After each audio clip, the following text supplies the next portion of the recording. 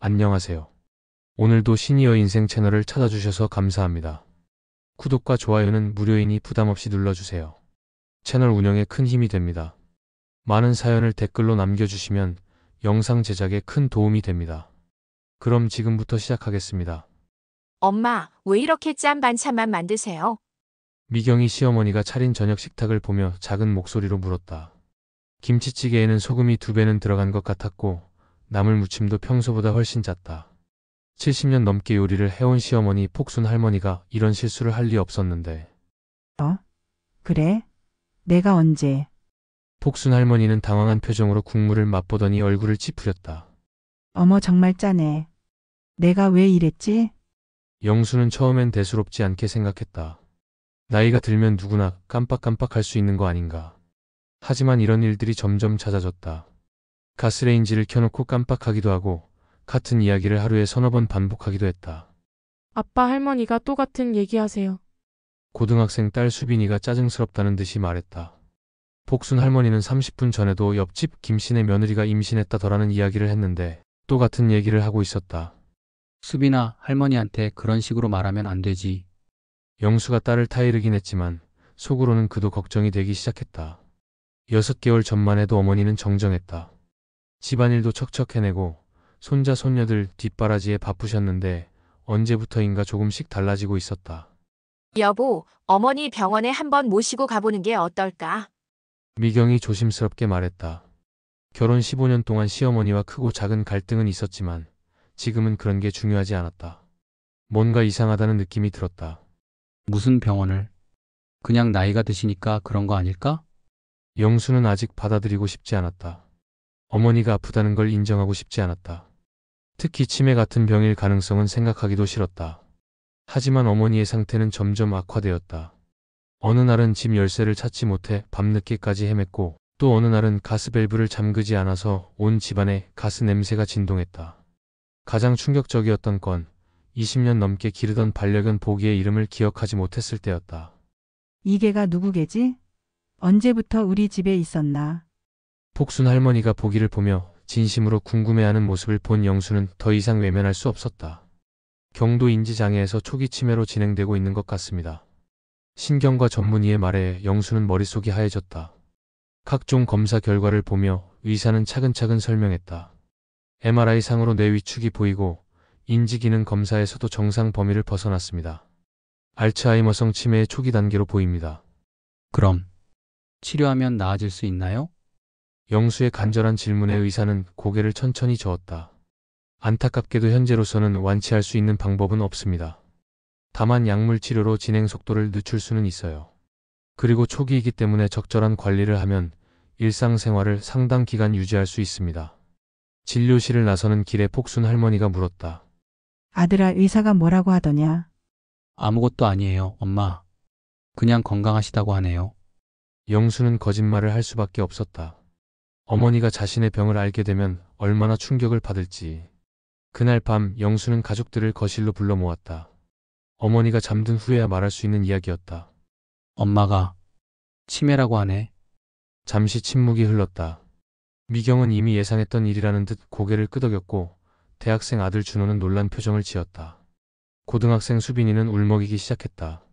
그럼 할머니가 저를 못 알아보게 되는 거예요? 수빈아, 아직 초기니까. 아빠 할머니가 완전히 다른 사람이 되는 거죠? 드라마에서 봤어요. 수빈이의 말에 모두 할 말을 잃었다. 미경이 먼저 입을 열었다. 앞으로 어떻게 할 거예요? 어머니를 어떻게 돌볼지. 현실적인 문제들이 하나둘 떠올랐다. 영수는 회사에서 중간 관리직으로 일하고 있어서 낮에 집을 비울 수밖에 없었다. 미경도 파트타임이지만 일을 하고 있었고 아이들은 학교에 가야 했다. 요양원에 모시는 건 어때요? 준호가 조심스럽게 말했지만 영수는 단호했다. 절대 안 돼. 어머니가 평생 우리를 키워주셨는데 이제 와서 남한테 맡길 수는 없어. 하지만 집에서 돌보는 것도 만만치 않을 것 같았다. 치매 환자를 돌보려면 24시간 누군가가 지켜봐야 한다고 의사가 말했다. 결국 가족들은 역할을 분담하기로 했다. 미경이 일을 그만두고 시어머니를 돌보기로 했다. 영수는 미안해했지만 다른 방법이 없었다. 여보, 미안해. 당분간 일을 못하게 돼서. 괜찮아요. 어차피 파트타임이었고 어머니가 더 중요하죠. 미경의 말은 진심이었다. 시어머니와의 관계가 항상 순탄했던 건 아니지만 이런 상황에서 외면할 수는 없었다. 낮에는 미경이 시어머니를 돌보고 영수가 퇴근하면 교대했다. 주말에는 아이들도 할머니와 시간을 보내기로 했다. 처음 몇 주는 큰 문제 없이 지나갔다. 복순 할머니는 여전히 대화가 가능했고 간단한 집안일도 도울 수 있었다. 하지만 조금씩 이상한 행동들이 나타나기 시작했다. 어머니, 어디 가세요? 새벽 4시 복순 할머니가 외출복을 입고 현관문을 열려고 하는 걸 미경이 발견했다. 회사에 가야 해. 지각하겠어. 어머니, 지금 새벽이에요. 그리고 어머니는 이미 은퇴하셨잖아요. 하지만 복순 할머니는 미경의 말을 이해하지 못했다. 30년 전 직장 다니던 시절의 기억 속에 있었다. 이런 일이 반복되자 영수 가족은 현관문에 여러 겹의 자물쇠를 달았다. 하지만 복순 할머니는 갇힌 듯한 느낌에 불안해했다. 왜 문을 못 열게 해?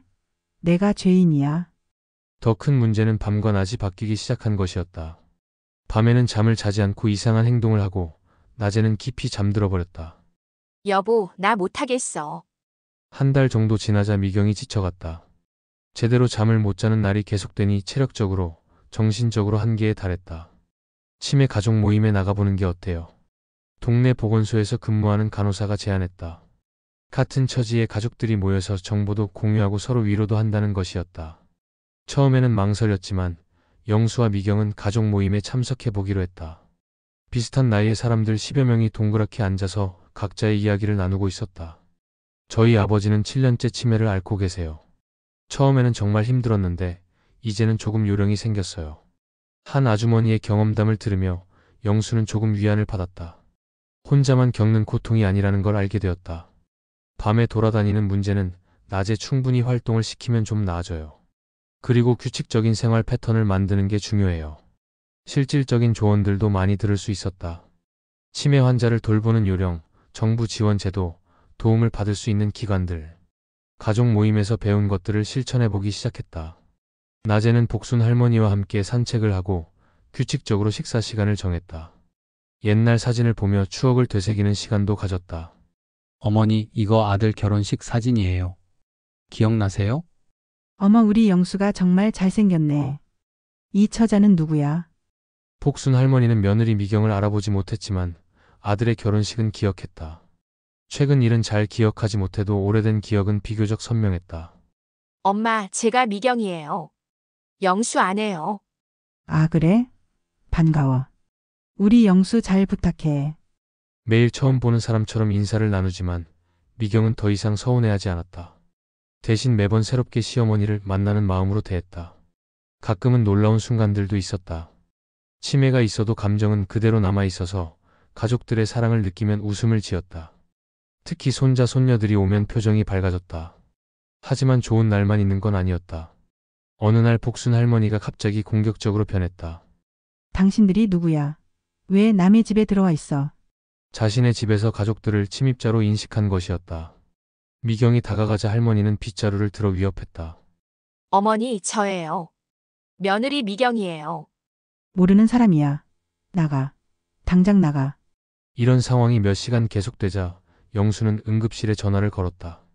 의사는 치매의 진행으로 인한 행동 변화라고 설명했다. 이런 증상은 일시적일 수 있어요. 환자를 자극하지 말고 안전한 거리를 유지하세요. 다행히 다음 날 아침에는 할머니가 평소와 같이 돌아왔다. 하지만 가족들은 충격을 받았다. 언젠가는 더 심해질 수도 있다는 걸 실감했다. 1년이 지나자 복순 할머니의 상태는 눈에 띄게 악화되었다. 이제는 가족들을 제대로 알아보지 못하는 날이 더 많아졌다. 화장실 가는 것도 도움이 필요했고 식사할 때도 누군가 옆에 있어야 했다.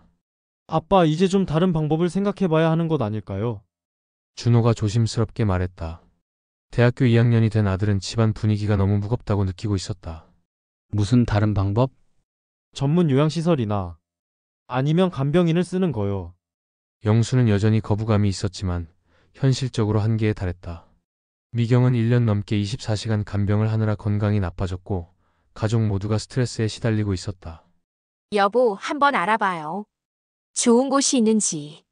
미경의 말에 영수도 더 이상 반대할 수 없었다. 여러 요양원을 둘러본 후 집에서 30분 거리에 있는 사랑채 요양원을 선택했다. 시설도 깔끔하고 직원들도 친절했다. 무엇보다 가족들이 자주 면회할 수 있는 거리였다. 어머니, 여기서 잠시 지내시게 될 거예요. 복순 할머니는 새로운 환경을 낯설어했지만 강하게 반발하지는 않았다. 이미 집과 밖을 구분하지 못하는 상태였기 때문이었다. 첫날 밤 영수는 잠을 이룰 수 없었다. 평생을 자식을 위해 살아온 어머니를 요양원에 보낸 것이 마음에 걸렸다. 내가 불효자 같아. 그런 말 하지 마세요.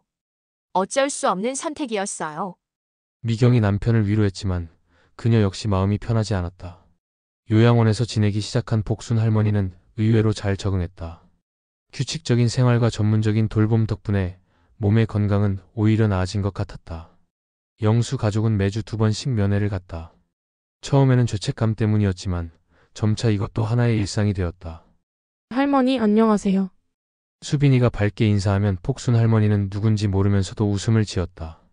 아이들의 목소리와 에너지가 할머니에게는 좋은 자극이 되는 것 같았다. 미경은 다시 일을 시작했다. 1년 반 동안의 공백이 있었지만 다시 사회생활을 할 수 있게 되어 마음이 한결 가벼워졌다. 어머니, 오늘 날씨가 참 좋네요. 그래? 그럼 잘 됐네. 복순 할머니와의 대화는 이제 아주 단순해졌다. 복잡한 이야기는 할 수 없지만 그 순간만큼은 평화로웠다. 2년이 지나자 복순 할머니는 거의 말을 하지 않게 되었다. 가족들을 알아보는 것도 확실하지 않았다. 하지만 영수는 이상한 평온함을 느꼈다. 어머니가 많이 편안해 보이시네. 요양보호사의 말에 영수는 고개를 끄덕였다. 예전처럼 불안해하거나 화를 내는 일이 없어졌다. 그냥 조용히 앉아서 창밖을 바라보거나 음악을 들었다. 할머니, 제가 준호예요. 손자 기억하세요? 준호가 할머니 손을 잡고 말하면 복순 할머니는 손자를 알아보지는 못해도 따뜻한 손길을 느끼는 듯 했다. 그날 집에 돌아가는 길에 영수는 아내에게 말했다. 당신 고생 많았어. 그때 당신이 없었으면 어떻게 됐을까? 무슨 말이에요? 가족인데 당연한 거죠. 하지만 영수는 알고 있었다. 며느리가 시어머니를 돌보는 것이 결코 쉬운 일이 아니라는 것을. 미경의 헌신이 없었다면 불가능한 일이었다. 3년째 되는 해 가을, 복순 할머니의 상태가 급격히 악화되었다. 폐렴에 걸린 것이었다. 병원으로 옮겼지만 회복이 어려워 보였다. 가족분들이 곁에 계셔주세요. 의사의 말에 온 가족이 병실로 모였다. 복순 할머니는 의식이 희미했지만 가족들의 목소리는 들리는 것 같았다. 엄마, 그동안 고생 많으셨어요. 이제 편히 쉬세요. 영수가 어머니의 손을 잡고 말했다. 수빈이는 울면서 할머니께 학교에서 있었던 일들을 이야기했다. 준호는 할머니가 좋아하던 트로트를 조용히 불러드렸다. 그렇게 가족들이 지켜보는 가운데 복순 할머니는 조용히 잠들듯 세상을 떠났다. 장례를 치르고 난 후 영수는 어머니의 유품을 정리했다. 요양원에서 가져온 몇 안 되는 물건들 중에 낡은 수첩이 하나 있었다. 수첩을 펼쳐보니 어머니가 치매 진단을 받기 전에 쓴 글들이 있었다. 영수야, 엄마가 이상해지면 너무 힘들어하지 마라. 내가 걱정될까 봐 말 못했지만 엄마도 알고 있다. 머리가 점점 이상해지고 있다는 걸. 하지만 괜찮다. 엄마는 행복했다. 너희들이 있어서 정말 행복했다. 영수는 눈물을 참을 수 없었다. 어머니는 모든 걸 알고 계셨던 것이다. 수첩의 마지막 페이지에는 이런 글이 있었다. 미경아, 고마웠다. 내가 없었으면 우리 가족이 어떻게 되었을까? 너는 정말 좋은 며느리다. 영수를 잘 부탁한다. 복순 할머니가 떠난 지 6개월이 지났다. 영수 가족은 이제 평범한 일상을 되찾았지만 할머니의 빈자리는 여전히 크게 느껴진다. 아빠, 할머니 생각나요? 수빈이가 물으면 영수는 미소를 지으며 대답한다. 매일 생각나지. 하지만 슬프지는 않아. 할머니가 우리에게 남겨주신 사랑을 생각하면 오히려 고마워. 치매라는 병은 할머니의 기억을 앗아갔지만 가족들에게는 더 소중한 기억들을 남겨주었다. 어려운 시간을 함께 이겨내면서 가족의 의미를 다시 깨달았고 서로에 대한 사랑을 확인할 수 있었다. 미경은 이제 치매 가족 지원 모임에서 후배 가족들에게 조언을 해주고 있다. 처음에는 정말 힘들 거예요. 하지만 혼자가 아니라는 걸 기억하세요. 그리고 환자도 여전히 사랑하는 가족이라는 걸 잊지 마세요. 준호는 대학에서 사회복지학을 전공하기로 했다. 할머니를 돌보면서 느꼈던 경험이 진로 선택에 영향을 주었다. 수빈이는 할머니에게 들려드렸던 이야기들을 일기에 적고 있다. 언젠가 할머니의 이야기를 책으로 만들고 싶다고 한다. 복순 할머니의 기억은 사라졌지만 가족들의 마음속에 할머니는 영원히 살아있다. 그리고 그 사랑은 다음 세대에게도 이어질 것이다. 치매는 환자 한 사람만의 병이 아닙니다. 온 가족이 함께 겪어내야 하는 시간입니다. 이 이야기는 그런 가족들에게 조금이나마 위로와 희망이 되기를 바라며 썼습니다. 치매 환자와 가족들에게는 우리 사회의 따뜻한 관심과 실질적인 도움이 필요합니다. 혼자가 아니라는 것, 그리고 사랑은 기억보다 강하다는 것을 모든 가족들이 기억해 주시기 바랍니다. 영상이 도움이 되었다면 좋아요와 구독 버튼 눌러주세요. 감사합니다.